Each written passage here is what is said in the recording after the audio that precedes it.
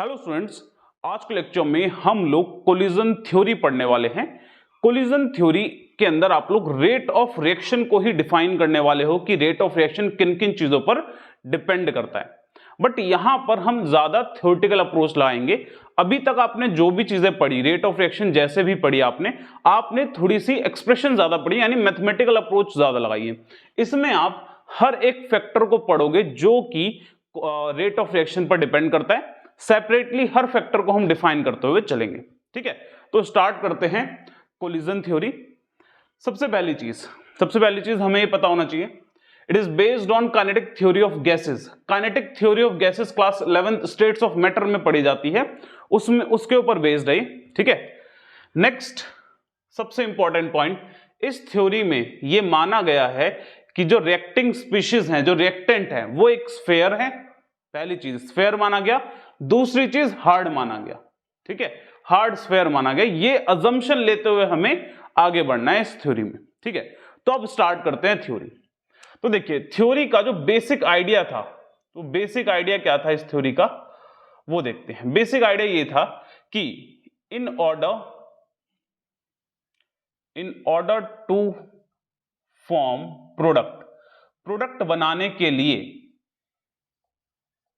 Reacting species, जो reactant molecules होंगे, जो रिएक्टिंग स्पीशीज होंगे, मस्ट कोलाइड। उनको क्या करना पड़ेगा? कोलाइड करना पड़ेगा। तो उसने ये पहली चीज क्या बोली, जो बहुत बेसिक चीज बोली, इसको हम आगे भी फर्दर डिस्कस करेंगे, इसमें इसने चेंजेस भी करे।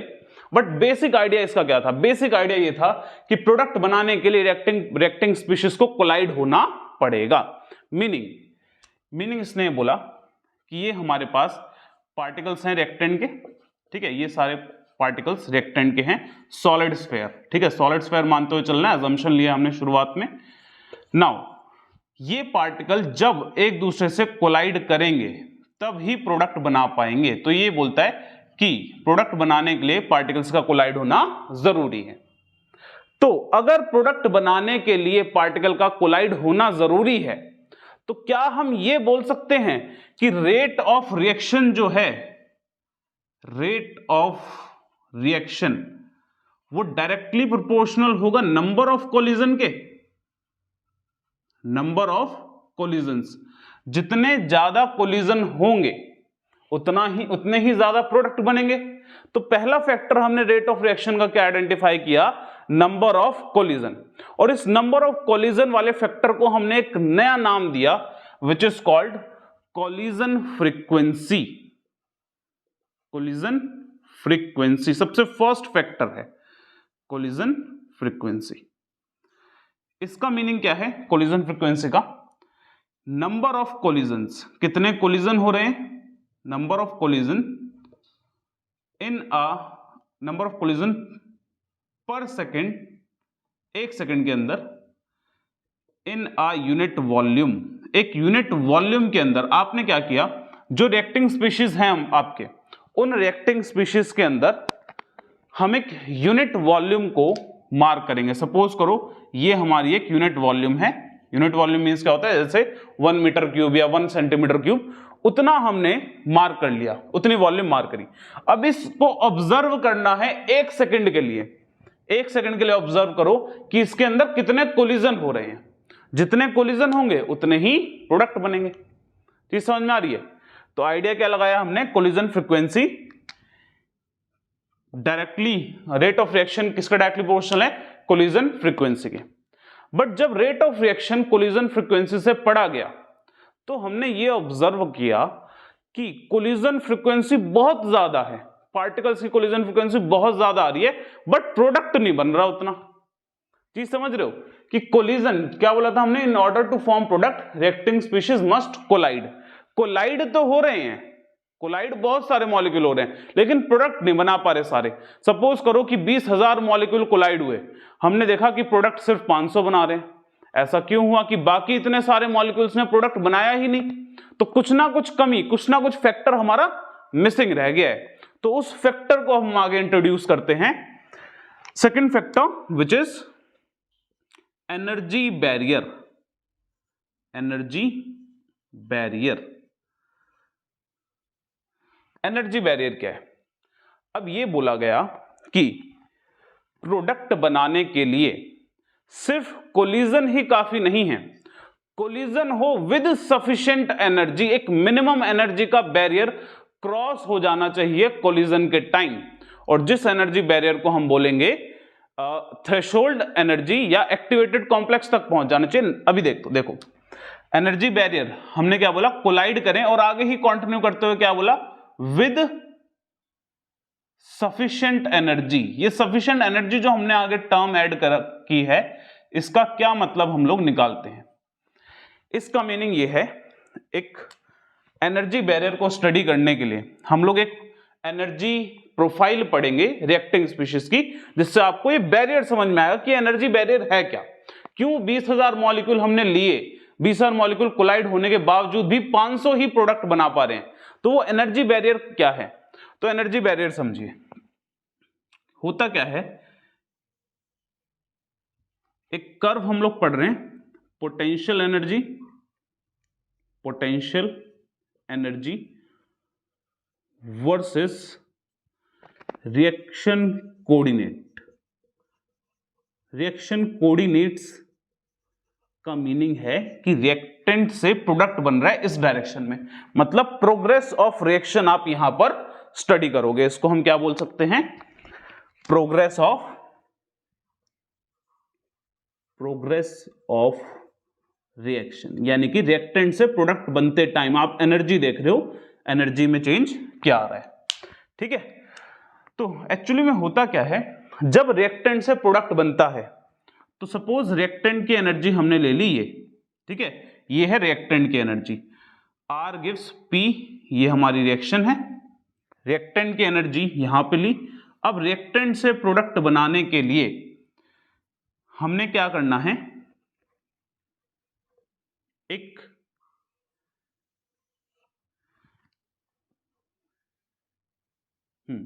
देखिए ये रिएक्टेंट है, ये है प्रोडक्ट। अब रिएक्टेंट से प्रोडक्ट बनाने के लिए आपको एक मिनिमम एनर्जी बैरियर तक रिएक्टेंट की एनर्जी को पहुंचाना पड़ेगा, तभी प्रोडक्ट बनेगा। यानी कि आप इस ग्राफ से, इस कर्व से देख रहे हो कि आपको रिएक्टेंट की एनर्जी ये दिख रही है और प्रोडक्ट की एनर्जी ये दिख रही है, ठीक है।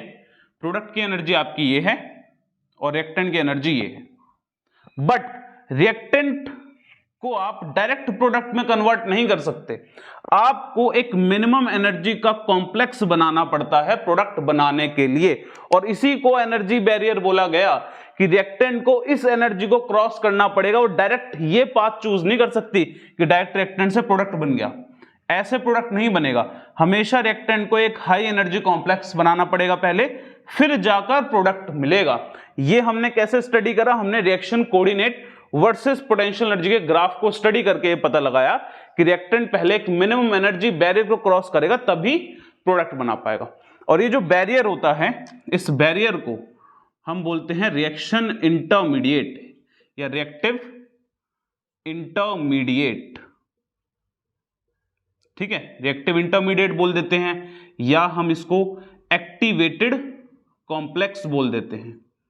यानी कि प्रोडक्ट बनने से पहले, ये जो R गिव्स P है, प्रोडक्ट बनने से पहले एक इंटरमीडिएट बनता है, और उस इंटरमीडिएट को बनाने के लिए आपका ये एनर्जी बैरियर यूज होता है कि ये एनर्जी बैरियर इंटरमीडिएट बनाएगा फिर प्रोडक्ट बनेगा। डायरेक्ट ऐसा नहीं हो सकता, कोई भी रिएक्शन ये पाथ फॉलो नहीं कर सकती। तो अब इस बैरियर को जब हम क्रॉस करेंगे तभी प्रोडक्ट बना पाएंगे।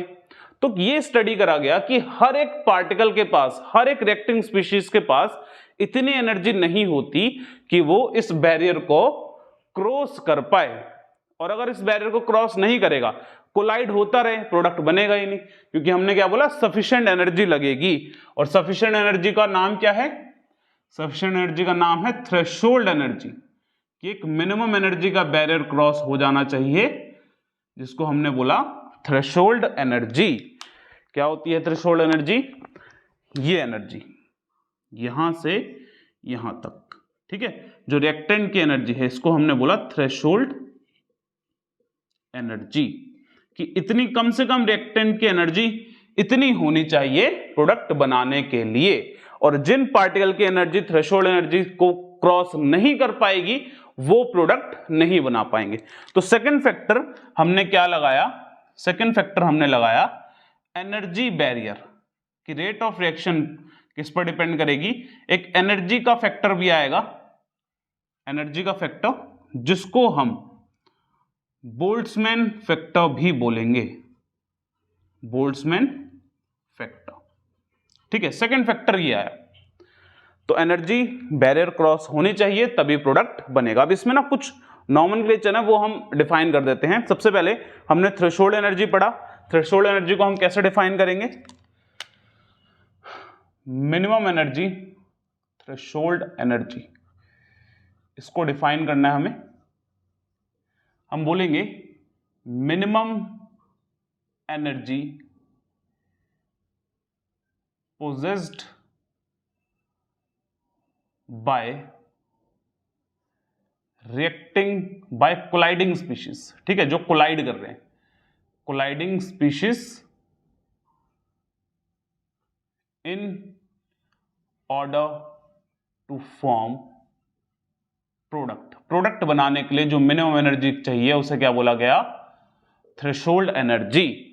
अब देखो थ्रेशोल्ड एनर्जी क्या है, इतनी एनर्जी तो रिएक्टेंट की है ही, ठीक है ना, ये जो एनर्जी है इतनी तो ऑलरेडी रिएक्टेंट की है, तो आपको ये सारी एनर्जी नहीं चाहिए, आपको बस रिएक्टेंट में कुछ एनर्जी ऐड अप करनी है, यानी कि आपको ये एनर्जी चाहिए, क्योंकि इतनी एनर्जी तो रिएक्टेंट के पास ऑलरेडी है ना, इतनी एनर्जी तो ऑलरेडी है उसके पास, तो उसको रिएक्टिव इंटरमीडिएट तक यानी एक्टिवेटेड कॉम्प्लेक्स तक पहुंचाने के लिए जो एनर्जी लगेगी, यानी जो एक्स्ट्रा एनर्जी लगेगी रिएक्टिंग स्पीशी को थ्रेशोल्ड वैल्यू तक पहुंचाने के लिए, उसको भी हमने एक नाम दिया which is called activation energy, कि मॉलिक्यूल को एक्टिवेट करने के लिए जो एनर्जी लगती है in order to give product, उसे बोला गया एक्टिवेशन एनर्जी। यानी कि सेकंड डेफिनेशन हमारे पास यहां आ जाती है एक्टिवेशन एनर्जी। डिफाइन कैसे करेंगे, minimum extra energy, minimum extra energy absorbed bye reacting species to become equal to threshold value. Threshold value के इक्वल होने के लिए जो मिनिमम एनर्जी चाहिए उसे क्या बोलते हैं, activation energy, denoted by EA। ठीक है, डिनोट करते हैं इसको E स्मॉल a से। नाउ तो यहां पे हमारे पास एक रिलेशन बन जाता है, that is threshold energy is equals to activation energy plus energy possessed by reacting species. ठीक है, कितनी एनर्जी रिएक्टिंग स्पीशीज के पास पहले से थी प्लस एक्टिवेशन एनर्जी, ये एनर्जी उसके पास पहले से थी प्लस उसमें एक्टिवेशन एनर्जी ऐड करी तो क्या आ गया, थ्रेशोल्ड वैल्यू आ गई आपके पास। तो ये आ जाता है रिलेशन। तो अब अभी तक हमें दो फैक्टर्स पता चल गए। पहला फैक्टर तो सिंपल था कि कोलिजन फ्रीक्वेंसी, जितने ज्यादा कोलिजन उतने ज्यादा प्रोडक्ट, बट वो हमारा सही नहीं आ रहा था कि नंबर ऑफ कोलिजन के बाद भी कोई एक फैक्टर रह गया है। तो हमने देखा एनर्जी बैरियर रह गया कि एनर्जी जब तक इस बैरियर को क्रॉस नहीं करेगी प्रोडक्ट नहीं बनेगा। ठीक है, तो हमने एनर्जी बैरियर के लिए भी एक और फैक्टर लगाया। एनर्जी बैरियर के लिए जो फैक्टर लगता है उसे हम क्या बोलते हैं, ई की पावर एक्सपोनेंशियल की power minus EA by RT। ठीक है, इसको हम बोलते हैं एनर्जी बैरियर के लिए जो फैक्टर लगेगा। नाउ यहां तक दो फैक्टर्स हो गए। अभी भी जो हम वैल्यू देख रहे हैं रेट ऑफ रिएक्शन की, उसमें अभी भी थोड़ा बहुत फर्क है, मतलब थोड़ी वैल्यू आपकी सही नहीं आ रही है अभी भी। तो अभी भी कुछ हमारे पास ऐसा फैक्टर रह गया जो कि रेट ऑफ रिएक्शन को कंप्लीटली डिफाइन कर देगा। तो अब लास्ट फैक्टर हम लोग स्टडी करते हैं which is third factor, orientation. Orientation factor, orientation मतलब क्या होता है, ओरिएंटेशन मतलब होता है कि जब पार्टिकल कोलाइड कर रहे हैं तो वो उनकी स्पेस में अरेंजमेंट कैसी है। जब तक प्रॉपर ओरिएंटेशन नहीं होगी, कोलिजन प्रॉपर नहीं होगा, उनका कोलिजन प्रॉपर नहीं होगा, वो प्रोडक्ट नहीं बना पाएंगे। इसका मतलब क्या है? इसका मतलब हम एक एग्जांपल के थ्रू समझेंगे प्रॉपर और इम्प्रॉपर कोलिजन होता क्या है। ठीक है, तो देखिए इसमें हम पहले लिख देते हैं मॉलिक्यूल प्रॉपर ओरिएंटेशन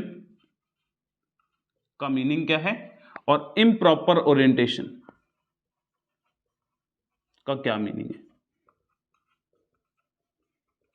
ठीक है, सपोज करिए कि एक रिएक्शन है, रिएक्शन आपकी है A plus BC gives AB plus C। ये एक रिएक्शन है, इसको हम मॉलिक्यूलर लेवल पर देखते हैं रिएक्शन कैसे होगी। तो मॉलिक्यूलर लेवल पे हमने A को इस तरीके से बना दिया, ये A है, ठीक है, ये B है, ये C है, और प्रोडक्ट बन रहा है इस तरीके से A B प्लस C, ऐसे देख लिया हमने। ठीक है, स्फेयर की फॉर्म में। नाउ अब इनका कोलिजन कैसे होना चाहिए ताकि AB बन जाए। तो प्रॉपर कोलिजन क्या कहलाता है? प्रॉपर कोलिजन होगा कुछ इस टाइप का कि जब A जो है स्ट्राइक करेगा B से, A जब B से कोलाइड करेगा और प्रॉपर विथ सफिशिएंट एनर्जी, तब जाके ये बनेगा। अगर ऐसा हुआ कि A जो है कुछ इस टाइप से कोलाइड कर गया, A C से कोलाइड कर गया, तो आप प्रोडक्ट देख रहे हो, प्रोडक्ट तो बन ही नहीं रहा ना, A C से रिएक्ट नहीं कर रहा, रिएक्ट किससे कर रहा है? B से रिएक्ट कर रहा है। तो प्रॉपर कोलिजन क्या होती है कि अगर इस टाइप का कोलिजन होता है, A B से कोलाइड करेगा तो AB बनाएगा, A अगर C से कोलाइड कर रहा है तो नहीं बनाएगा। चीज समझ में आ रही है? ये इम्प्रॉपर कोलिजन हुआ। इस कोलिजन के बाद आप क्या ऑब्जर्व करोगे? नो प्रोडक्ट, कोई प्रोडक्ट बना ही नहीं, नो प्रोडक्ट फॉर्म। ठीक है, इधर प्रोडक्ट बनता ही नहीं है, बिकॉज आप ये देख रहे हो A से C कोलाइड कर रहा है, A से B कोलाइड नहीं कर रहा। तो प्रॉपर कोलिजन का मतलब क्या होता है? कोलिजन कुछ इस टाइप से हो कि जो पुराने बॉन्ड हैं वो टूट सकें और जो नए बॉन्ड हैं वो बन सकें, यानी कि प्रॉपर कोलिजन होना भी जरूरी है। तो अब ओरिएंटेशन फैक्टर में हम लोग क्या बोलते हैं? प्रॉपर कोलिजन की प्रॉपर ओरिएंटेशन होना चाहिए। ठीक है, कोलिजन थ्योरी के अकॉर्डिंग। तो हमने थर्ड फैक्टर अब इंट्रोड्यूस कर दिया, विच इज ओरिएंटेशन फैक्टर और प्रोबेबिलिटी फैक्टर। कि देखो भाई क्या हो रहा था, पहले हमने बोल दिया था कि नंबर ऑफ कोलिजन, देखो कितने ज्यादा कोलिजन हो रहे हैं उस पर डिपेंड करेगा। अब उनमें से हमने शॉर्टलिस्ट करे वो वाले जिनकी एनर्जी थ्रेशोल्ड एनर्जी को क्रॉस करती है, एनर्जी बैरियर को क्रॉस कर देती है। उसके बाद एनर्जी बैरियर भी क्रॉस हो गया, तब भी हमारी वैल्यू सही नहीं आ रही। उन 500 में से भी हमने देखा कि 400 ही प्रोडक्ट बना रहे हैं। क्यों? क्योंकि ओरिएंटेशन फैक्टर प्रॉपर एनर्जी से तो कोलाइड कर रहे थे लेकिन ओरिएंटेशन नहीं थी उनकी प्रॉपर। ऐसा कोलिजन हो रहा है, बेशक एनर्जी को क्रॉस कर रहे हो, ऐसे कोलिजन से प्रोडक्ट बनेगा ही नहीं। ठीक है, जस्ट क्या होगा? पार्टिकल बाउंस बैक कर जाएंगे, no product form, reacting species just bounce back. ठीक है, बाउंस बैक कर जाएंगी, यानी कि प्रोडक्ट नहीं बनाएंगे, एक दूसरे टकरा के दूर हो जाएंगी। तो प्रोडक्ट कब बनेगा? इस केस में प्रोडक्ट फॉर्म होगा। तो प्रोडक्ट फॉर्म सिर्फ तभी होगा जब ओरिएंटेशन प्रॉपर है। तो ये तीनों फैक्टर आपको मिलकर समझाएंगे रेट ऑफ रिएक्शन के बारे में। तो कोलिजन थ्योरी फाइनली अब क्या आ जाती है? In order to form product reacting species must collide with sufficient energy and proper orientation. तो ये हो जाती है complete definition of collision theory. ठीक है, और रेट को जो हमने ये तीन फैक्टर से समझाया, ठीक है, number of collisions, energy factor, orientation factor, इन्हीं तीनों को सम अप करके हम एक रेट ऑफ रिएक्शन लिख देते हैं। ठीक है, सम अप करेंगे हम, रेट इज इक्वल टू, सबसे पहली चीज हमने नंबर ऑफ कोलिजन के लिए आया फैक्टर कोलिजन फ्रीक्वेंसी Z। उसके बाद आया एनर्जी फैक्टर। एनर्जी फैक्टर हमने बोला e की power minus EA by RT multiply by orientation factor. Orientation factor को हम डिनोट करते हैं P से, ठीक है, तो आ गया P। तो ये तीनों सम अप कर कर आपको रेट ऑफ रिएक्शन के बारे में कंप्लीट इंफॉर्मेशन देते हैं, ठीक है। तो ये आपकी हो गई कंप्लीट कोलिजन थ्योरी। इसमें कुछ लिमिटेशन भी है। लिमिटेशन क्या होती है? लिमिटेशंस देख लीजिए। लिमिटेशन हम ऑलरेडी देख चुके हैं। जो हमने इसमें इनिशियली अजम्पशन ली थी वही इसकी लिमिटेशन है कि हम स्टार्टिंग में ही कंसीडर करते हुए चल रहे हैं। इट कंसीडर्स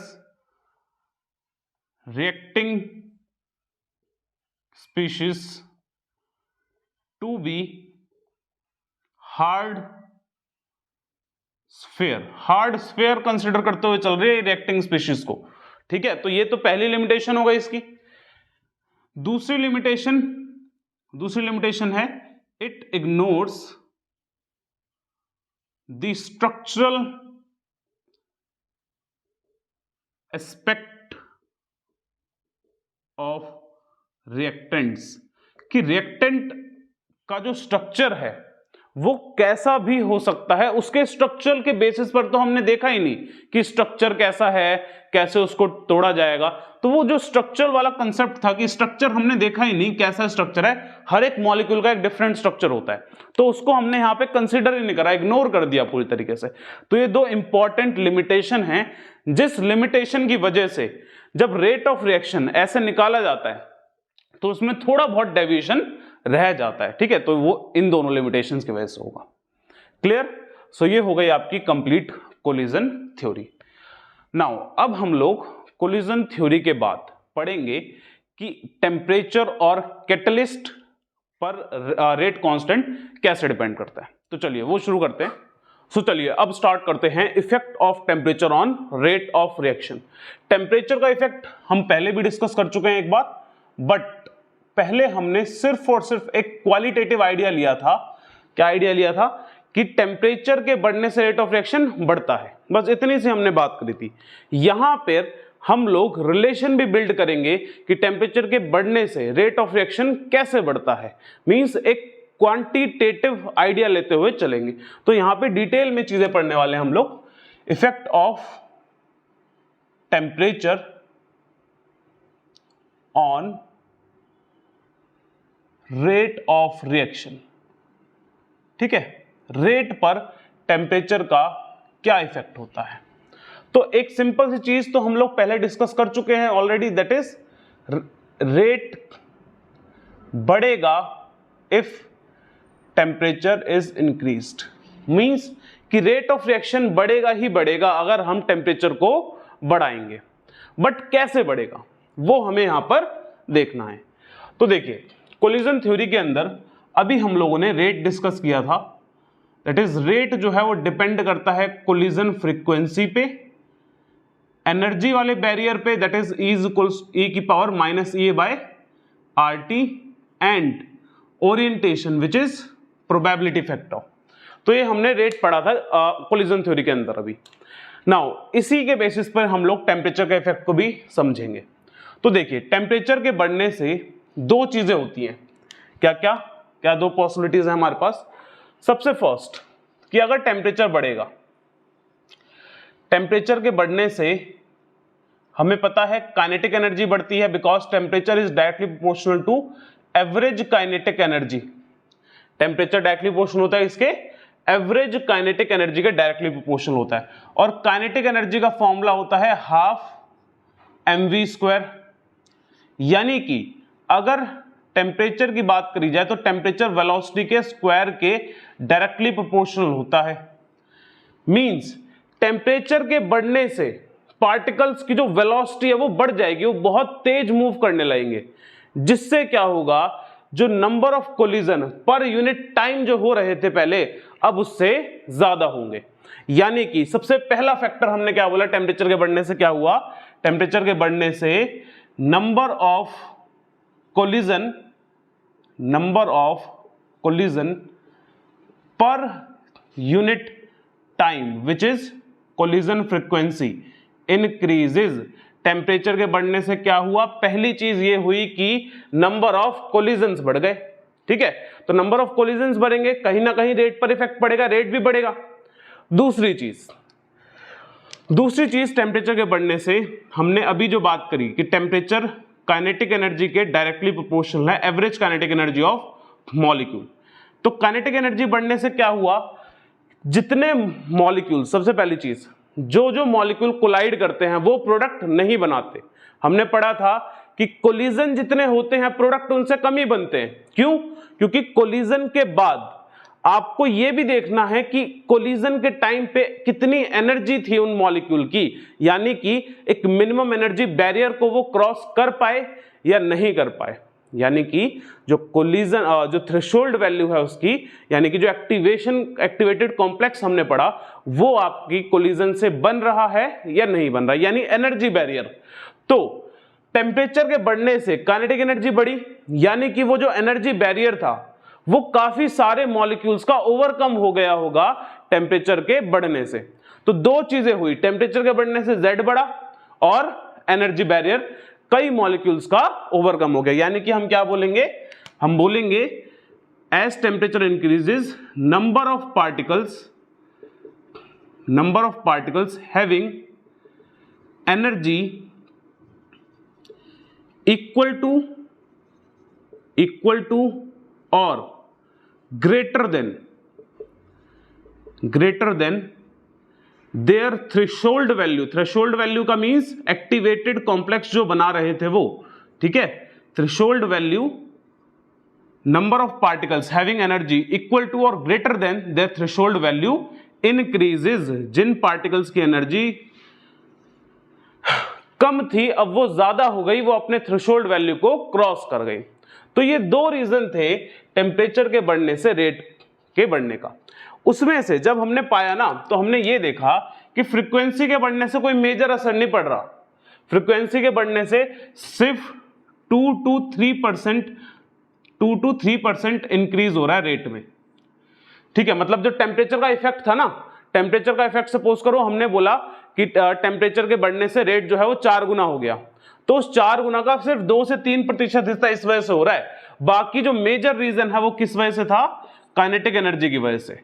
तो मींस ये है मेन फैक्टर। अगर हम कभी भी समझाते हैं तो ये इतना बड़ा फैक्टर नहीं रहेगा टेम्परेचर के इफेक्ट को समझाने के लिए, ये रहेगा बिकॉज सारा का सारा 97% रेट जो बढ़ रहा है टेम्परेचर की वजह से वो सिर्फ और सिर्फ उसकी काइनेटिक एनर्जी इंक्रीज होने से बढ़ रहा है। ठीक है, और इसी को बहुत अच्छे से समझाते हुए मैक्सवेल बोल्ट्जमैन कर्व हम लोग डिस्कस करेंगे कि उसने बहुत अच्छे से ये चीज समझाई मैक्सवेल बोल्ट्जमैन ने कि ये टेम्परेचर के बढ़ने से काइनेटिक एनर्जी बढ़ती है, उससे क्या होता है, उसने एक कर्व के थ्रू समझाया। तो वो कर्व हम डिस्कस करेंगे। कर्व क्या है, मैक्सवेल बोल्ट्जमैन डिस्ट्रीब्यूशन कर्व। ये कर्व इसने समझाया। क्या था ये कर्व, तो एक कर्व बनाया गया बिटवीन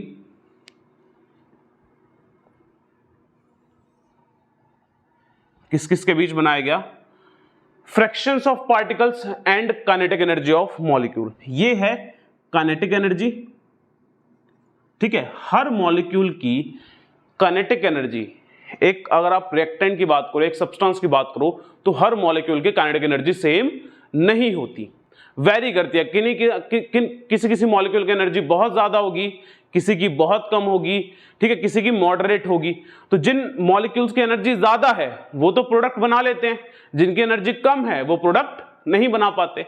ठीक है, तो वही चीज हम यहां पर समझ रहे हैं कि कितने मॉलिक्यूल्स की एनर्जी किस एनर्जी पर लाई, कितने मॉलिक्यूल की एनर्जी कितनी काइनेटिक एनर्जी पर लाई करती है। ठीक है, तो इस साइड हमने जो कर्व पे लिया वो लिया n by n total. n by n total क्या डिनोट करता है, n by n total denote करेगा फ्रैक्शंस ऑफ मॉलिक्यूल को। नीचे हमने लिया टोटल नंबर ऑफ मॉलिक्यूल, ऊपर number of molecule having that particular energy.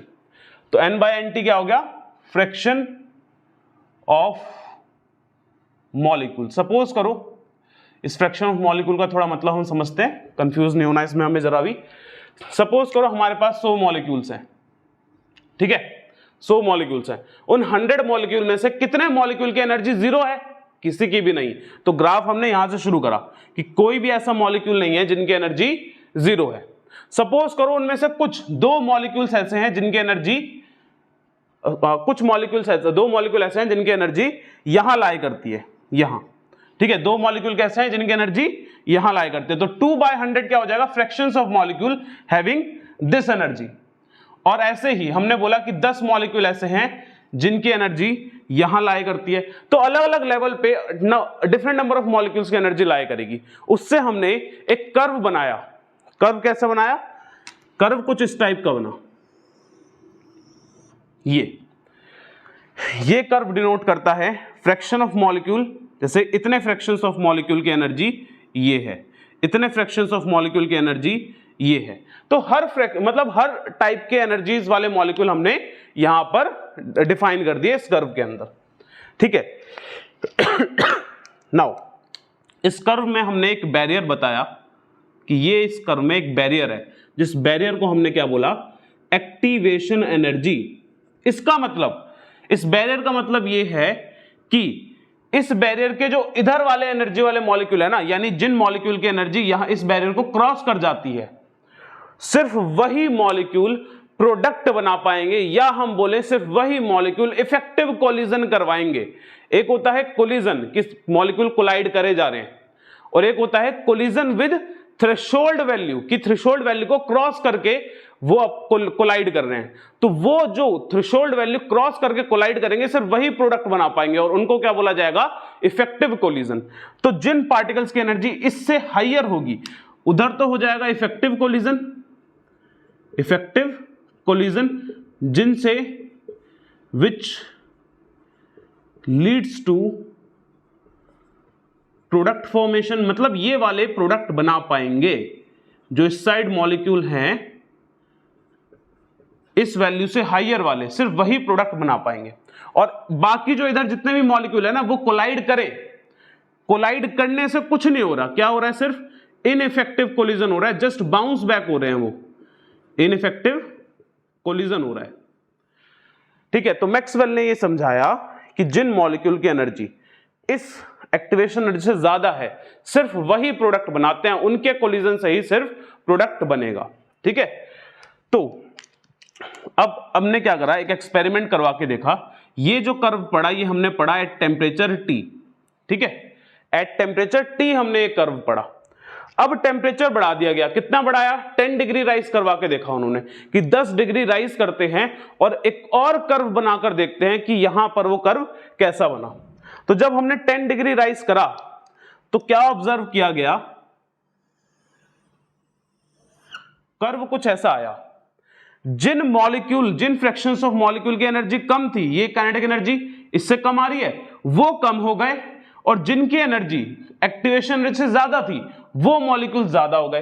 ध्यान से देखना, यहां से इधर से ग्राफ नीचे आ गया, इधर से ग्राफ नीचे आ गया, मींस काइनेटिक एनर्जी, जिन पार्टिकल्स की काइनेटिक एनर्जी एक्टिवेशन एनर्जी से कम थी, वो पार्टिकल कम हो गए, पार्टिकल कम हो गए, और जिन पार्टिकल्स की एनर्जी काइनेटिक एनर्जी से ज्यादा थी, सॉरी एक्टिवेशन एनर्जी से ज्यादा थी, वो पार्टिकल्स ज्यादा हो गए।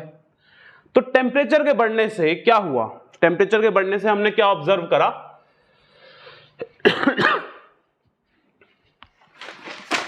एक मिनट। टेम्परेचर के बढ़ने से हमने ऑब्जर्व ये किया कि जिन पार्टिकल की एनर्जी कम थी, जिन पार्टिकल्स की एनर्जी कम थी, वो पार्टिकल्स कम हो गए। जिन पार्टिकल्स की एनर्जी कम थी, ये सारे पार्टिकल्स क्या हैं? ये सारे पार्टिकल्स कौन है? जिनकी एनर्जी कम है। उनका कर्व आपको दिख रहा है कि नीचे चला गया, वो कम हो गए, और जिन पार्टिकल्स की एनर्जी एक्टिवेशन एनर्जी से ज्यादा है, उन पार्टिकल का कर्व ऊपर चला गया। तो विद एज टेम्परेचर इंक्रीजेस, हमने क्या नोट किया? हमने दो बातें नोट करी। Number of particles having low kinetic energy decreases, जिन पार्टिकल की काइनेटिक एनर्जी कम थी वो कम हो गए। दूसरी चीज, number of particles having high kinetic energy, जिनकी ज्यादा काइनेटिक एनर्जी है वो बढ़ गए, जिनकी ज्यादा है वो बढ़ गए, और हाई वाले ही प्रोडक्ट बना सकते हैं। यहां पे जो हाई काइनेटिक एनर्जी वाले हैं वो क्या बनाएंगे, वो करेंगे इफेक्टिव कोलिजन, तो उनका नंबर बढ़ रहा है, इफेक्टिव कोलिजन्स बढ़ रहे हैं। इफेक्टिव कोलिजन्स बढ़ने से क्या होगा, ज्यादा प्रोडक्ट बनेंगे, जल्दी प्रोडक्ट बनेंगे। तो यही ग्राफ आपको समझाता है कि 10 डिग्री आपने टेम्परेचर राइज करा, उससे क्या हुआ, नंबर ऑफ पार्टिकल्स बढ़ गए। और क्या पाया गया, एक चीज ये भी पाई गई, नोट करके लिखना, कि जब हमने 10 डिग्री राइज करा, with 10 degree rise number of particles having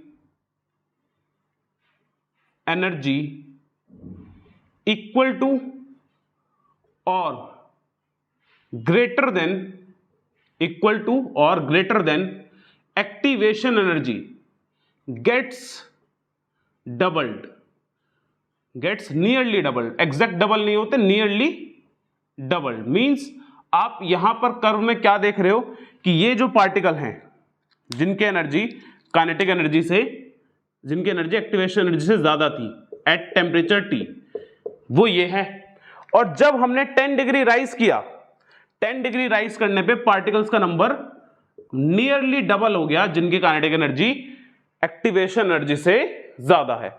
और इस वजह से हम लोग क्या बोलते हैं, इस वजह से हम एक स्टेटमेंट बोलते हैं, विद एवरी 10 डिग्री राइज, ये हमने पीछे भी डिस्कस किया था जब टेम्परेचर का इफेक्ट फैक्टर्स में पढ़ा था, with every 10 degree rise rate of reaction nearly doubles. Rate of reaction क्या हो जाता है, लगभग डबल हो जाता है 10 डिग्री राइज पर। तो ये चीज हमने ऑब्जर्व करी, ये क्या है हमारी, ये है ऑब्जर्वेशन। ठीक है, जरूरी नहीं है कि ये चीज हर बार सही हो कि डबल ही होगी, ठीक है ना, ज्यादा भी हो सकती है, 2.5 टाइम्स भी हो सकती है, 3 टाइम्स भी हो सकती है। ठीक है, हमने ऑब्जर्व करा कि जनरली ज्यादातर डबल हो रही है। ठीक है, तो ये टेम्परेचर के इफेक्ट को हम लोग मैक्सवेल बोल्ट्जमैन डिस्ट्रीब्यूशन कर्व से कुछ इस तरीके से समझाते हैं। अब इसमें कुछ लेबलिंग भी होती है, जैसे आपको ना इसमें एक मैक्सिमा दिख रहा है, ये मैक्सिमा, ये हो गया मैक्सिमा। मैक्सिमा क्या है, ये एनर्जी जो है, ये वाली काइनेटिक एनर्जी, ये वाली kinetic energy maximum number of particles की है, मैक्सिमम नंबर ऑफ पार्टिकल्स की ये काइनेटिक एनर्जी है। तो इस वैल्यू को हम क्या बोलते हैं, मोस्ट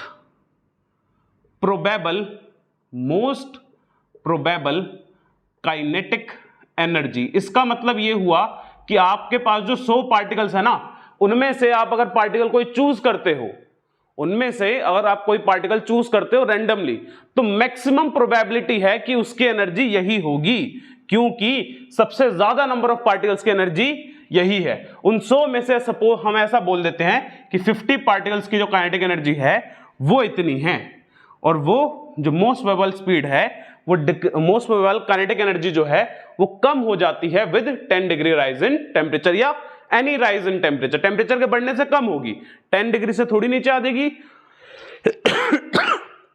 20 डिग्री करेंगे तो और नीचे आ जाएगी। ठीक है, इस तरीके से इसको समझना है कि ये है most probable kinetic energy at temperature T and at temperature T plus 10 degree rise.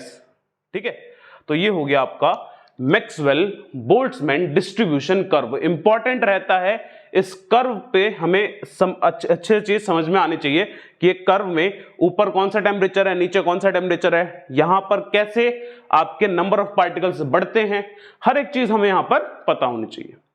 ठीक है, तो ये हो गया आपका मैक्सवेल बोल्ट्जमैन डिस्ट्रीब्यूशन कर्व। इसके बाद हम लोग अर्हीनियस इक्वेशन डिस्कस करेंगे, जो कि एक क्वांटिटेटिव रिलेशन देगा। यहां पे हमने क्या बोला था, हम क्या पढ़ने वाले हैं, क्वांटिटेटिवली। ठीक है, क्वांटिटेटिवली हम इसको पढ़ने वाले हैं, और वो हम पढ़ते हैं using Arrhenius equation. Arrhenius equation जो है वो आपको एक रिलेशन बिल्ड करके देगी between temperature and activation, temperature rate constant and activation energy, इन तीनों के बीच में एक रिलेशन हमें मिल जाता है जिससे आप ये पता लगा लेते हो कि टेम्परेचर बढ़ने से एग्जैक्ट कितना इंक्रीज होगा, एग्जैक्ट वैल्यू आप पता कर लोगे। हम ये नियरली वगैरह जो बोल रहे हैं ना, ये सब तो एक हवा में बातें हैं कि हाँ ऐसा होता है, जनरली ऐसा होता है, लेकिन एग्जैक्ट कितना होगा वो कैसे निकालोगे? उसके लिए हम अरेनियस इक्वेशन का यूज करेंगे, which is rate constant K is equals to A e की power minus EA by RT। ये है अरहेनियस इक्वेशन, जिस इक्वेशन में K जो है वो डिनोट करता है रेट कांस्टेंट को, रेट कांस्टेंट, A जो है वो है अरहेनियस कांस्टेंट, अरहेनियस कांस्टेंट, और इसको हम फ्रीक्वेंसी फैक्टर भी बोलते हैं कि फ्रीक्वेंसी के बढ़ने से जो इफेक्ट पड़ेगा, ठीक है, फ्रीक्वेंसी फैक्टर भी बोला जाता है इसको। इसको प्री एक्सपोनेंशियल फैक्टर भी बोला जाता है। तो कभी न्यूमेरिकल में ऐसा लिखा हो ना, pre exponential factor is this या फ्रीक्वेंसी फैक्टर इज दिस, तो आपको समझना है वो सब अरहेनियस कांस्टेंट के लिए ही बोला जा रहा है, ठीक है। T यहां पर टेम्परेचर है, ये तो हमें पता ही होना चाहिए, टेम्परेचर का ही हम इफेक्ट पढ़ रहे हैं। R गैस कांस्टेंट है, गैस कांस्टेंट जिसकी वैल्यू यहां पर 8.314 joule kelvin inverse mole inverse लेते हुए चलनी है हमें। EA एक्टिवेशन एनर्जी है, EA क्या है? Activation energy. तो ये इक्वेशन होती है जिस इक्वेशन से आप पता लगाते हो कि रेट कांस्टेंट और टेम्परेचर के बीच में क्या रिलेशन है, ठीक है। और इसी की हेल्प से हम लोग एक्टिवेशन एनर्जी भी कैलकुलेट कर लेते हैं। तो नेक्स्ट हम यही पढ़ेंगे कि एक्टिवेशन एनर्जी कैसे कैलकुलेट करी यूजिंग अरहेनियस इक्वेशन, ठीक है। तो चलो कैलकुलेट करते हैं। Calculating activation energy using Arrhenius equation, ठीक है। दो तरीके से हम कैलकुलेट करेंगे, एक ग्राफिकली और एक इक्वेशन बनाएंगे। सबसे फर्स्ट हम पढ़ते हैं ग्राफिकली कैसे करा हमने, ओके। तो इक्वेशन जो हमारे पास इक्वेशन है, इस इक्वेशन को हम चेंज करेंगे। पहले तो कैसे हमने चेंज करा, हम इस इक्वेशन में नेचुरल लॉग लेंगे, ठीक है। तो हमने क्या लिखा, taking natural log both side, ठीक है। ग्राफिकली कैसे फाइंड आउट करना है उसके लिए हमें पहले इस इक्वेशन को थोड़ा सा कन्वर्ट करना पड़ेगा। तो ln k हो गया, ln k is equals to ln a e की power minus EA by RT। Log की प्रॉपर्टी लगा देंगे, x multiply by y, x plus y हो जाता है लॉग की property. ln x y is equals to क्या लिख सकते हो, ln x plus ln y। तो वही प्रॉपर्टी यहां पर लगानी है हमें कि ln k is equals to ln a plus ln e की power minus EA by RT। Natural log और एक्सपोनेंशियल एक दूसरे के एंटी होते हैं, एक दूसरे को कैंसिल आउट कर देंगे, ठीक है।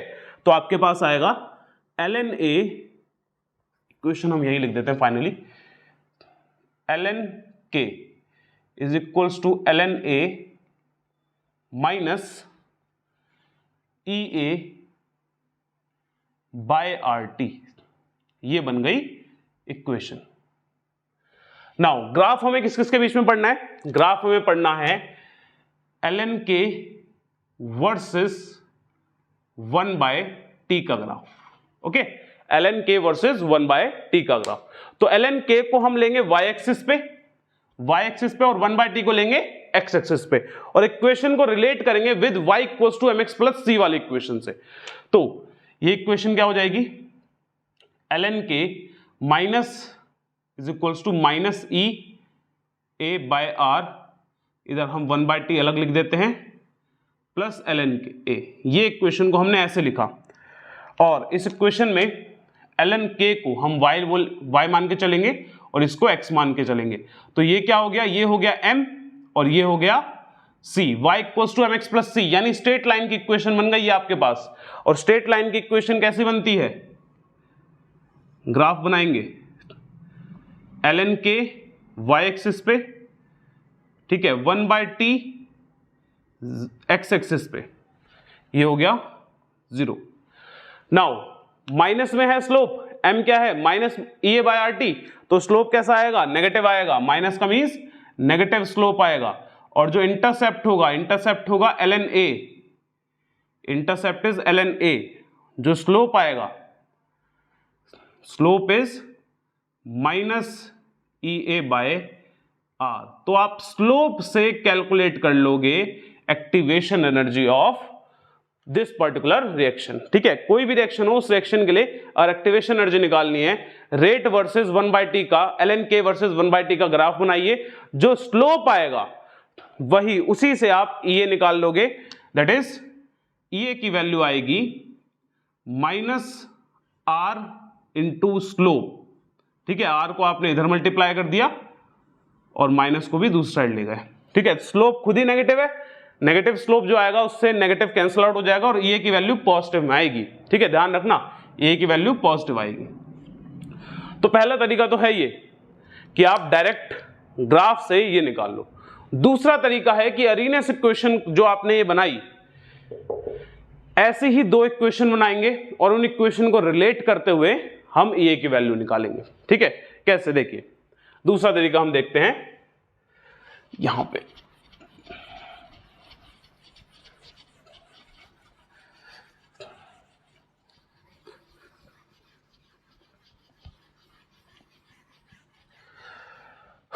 यहां देखिए दूसरा तरीका, सेकंड है कि सिंपल आपको एक इक्वेशन बनानी है, ठीक है।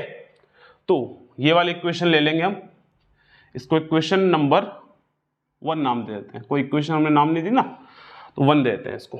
दूसरा तरीके में हमने क्या करा, let K1 and K2 be the rate constant at temperature T1 and T2, ठीक है।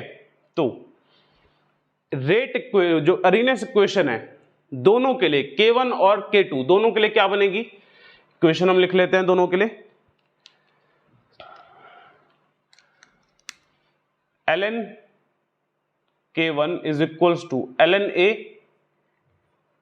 Minus EA/R T1।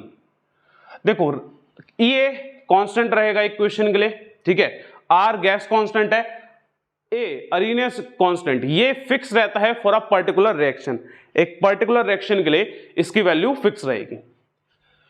तो सॉरी, ये होगा equation number 2। Equation number 1, sorry इसको 2 बोलते हैं, 1 हम ऑलरेडी दे चुके हैं।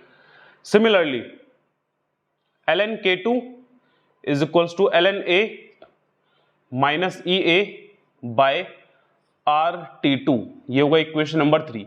नाउ अब क्या करेंगे, हम सब्ट्रैक्ट करेंगे, हम करेंगे सब्ट्रैक्ट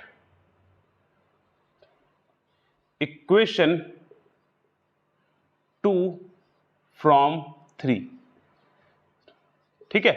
सब्ट्रैक्ट करने पे हमें क्या मिलेगा, ln K2 minus ln K1 is equals to ln A, K2 K1 minus कर दिया, ln A minus EA/R T2, ठीक है। ये हमने पूरी एक्सप्रेशन लिखी K2 की, और इसमें से हमें माइनस करना है ln A minus EA/R T2। इस इक्वेशन को जस्ट रीअरेंज करो तो देखो ln A से ln A कैंसिल आउट हो जाएगा, यहां पे पॉजिटिव है, माइनस में मल्टीप्लाई होगा, कैंसिल आउट हो जाएगा, ठीक है। EA को हम कॉमन ले लेंगे, EA/R को हमने कॉमन लिया, EA/R, अंदर क्या बचा, इधर माइनस का साइन है, माइनस T1/T2, और ये माइनस मल्टीप्लाई बाय माइनस क्या हो जाएगा, प्लस 1/T1, और यहां पे ln K2 minus ln K1 log की प्रॉपर्टी लग जाएगी अगेन, कौन सी वाली, ln x/y is equals to ln x minus ln y, ये लॉग की प्रॉपर्टी लग जाएगी, यानी माइनस में है आप डिवाइड में लिख सकते हो। कैसे लिखोगे डिवाइड में? ln K2 by K1। Okay, now ln को K2 बाय K1 को हम लॉग में कन्वर्ट करेंगे, which is 2.303 log K2 K1।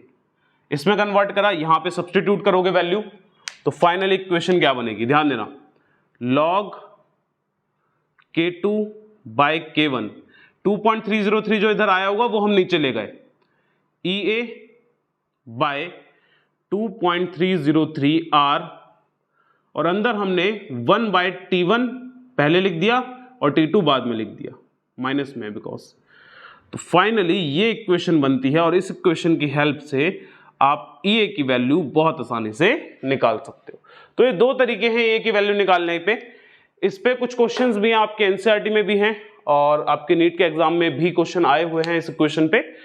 तो इस इक्वेशन पे जो क्वेश्चंस बनते होंगे वो नेक्स्ट लेक्चर में हम लोग कंटिन्यू करेंगे। अभी हम इसी को आगे कंटिन्यू करते हुए इफेक्ट ऑफ टेम्परेचर हमने पढ़ लिया, इफेक्ट ऑफ कैटलिस्ट जो बिल्कुल लास्ट टॉपिक है इस चैप्टर का वो और कंप्लीट करेंगे। उसके बाद नेक्स्ट लेक्चर पे जो भी क्वेश्चंस बनेंगे वो कंप्लीट करेंगे, ठीक है। तो आगे बढ़ते हैं विद इफेक्ट ऑफ कैटलिस्ट। चलिए अब लास्ट डिस्कस करते हैं effect of catalyst on rate, ठीक है। Effect of catalyst on rate, कि रेट कैसे इफेक्ट होता है कैटलिस्ट डालने पर। तो इसमें हम पीछे वैसे तो डिस्कस कर चुके हैं ऑलरेडी कि कैटलिस्ट डालने से ऑन एडिंग कैटलिस्ट, किसी भी रिएक्शन में कैटलिस्ट जब डाला जाता है तो रेट जो है वो इंक्रीज होता है, रेट क्या होता है? बढ़ जाता है।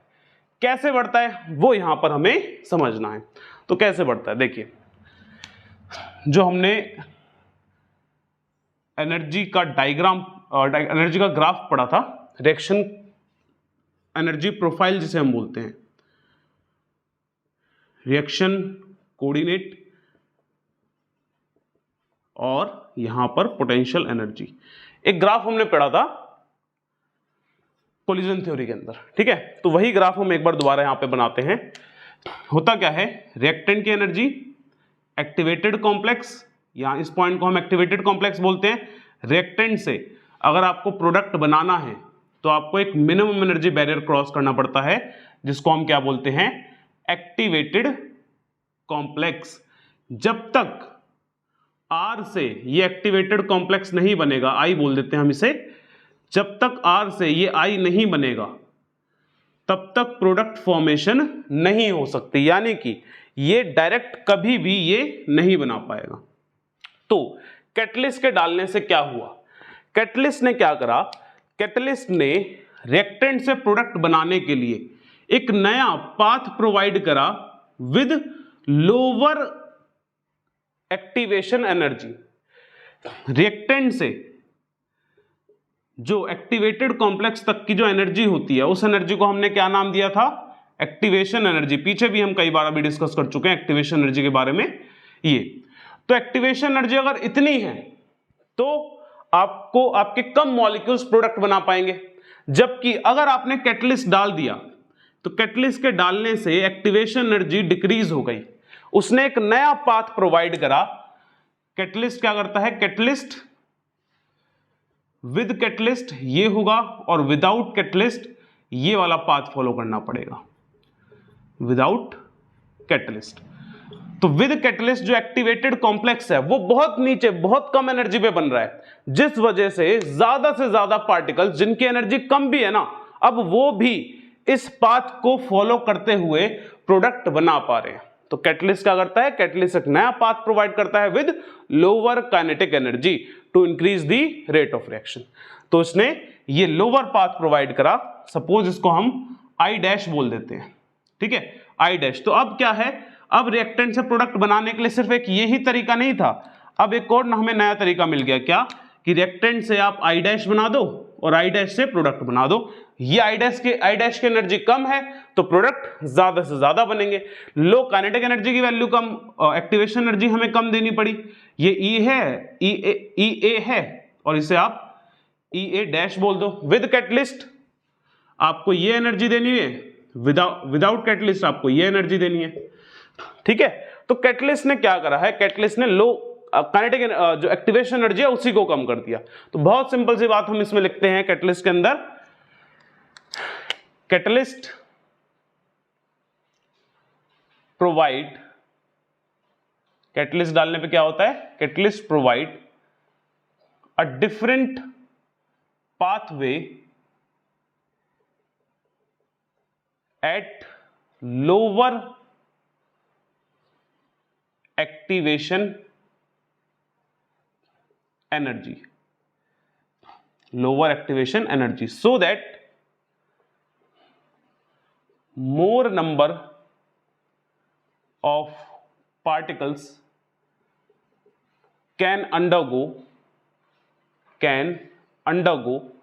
product formation। ठीक है, काफी, अब जिनकी एनर्जी कम भी है ना वो भी प्रोडक्ट बना पाएंगे, उनके कोलिजन से भी प्रोडक्ट बनेंगे।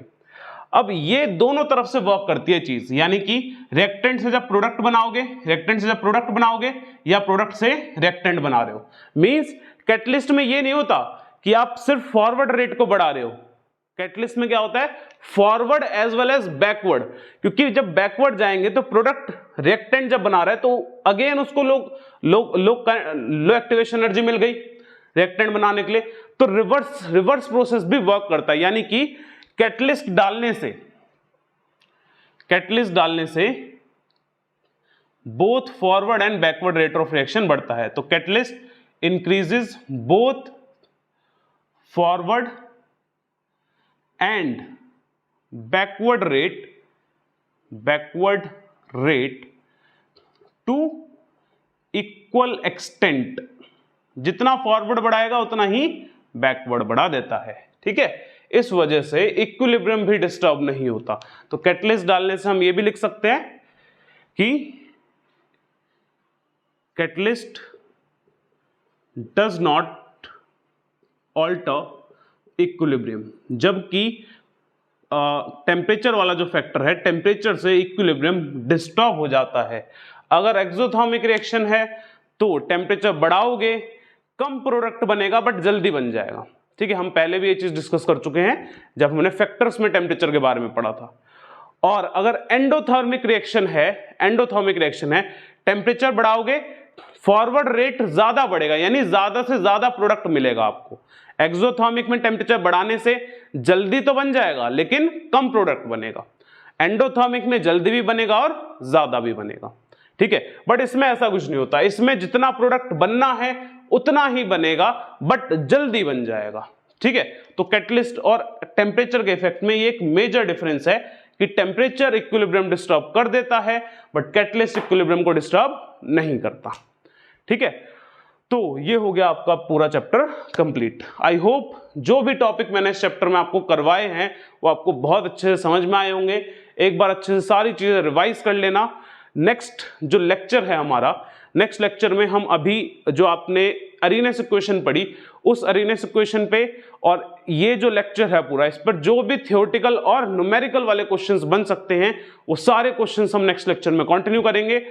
और उसके बाद एक क्लास और हम केमिकल काइनेटिक्स के रखेंगे जिसके अंदर हम लोग जितने भी क्वेश्चन इस चैप्टर के इंपॉर्टेंट बन सकते हैं, यानी एक मिसलेनियस टाइप का असाइनमेंट स्टार्टिंग से लेके एंड तक जो भी टॉपिक हम लोगों ने करे हैं उसमें हर एक इंपॉर्टेंट क्वेश्चन हम लोग डिस्कस करेंगे। बिल्कुल लास्ट लेक्चर आपका वो होगा।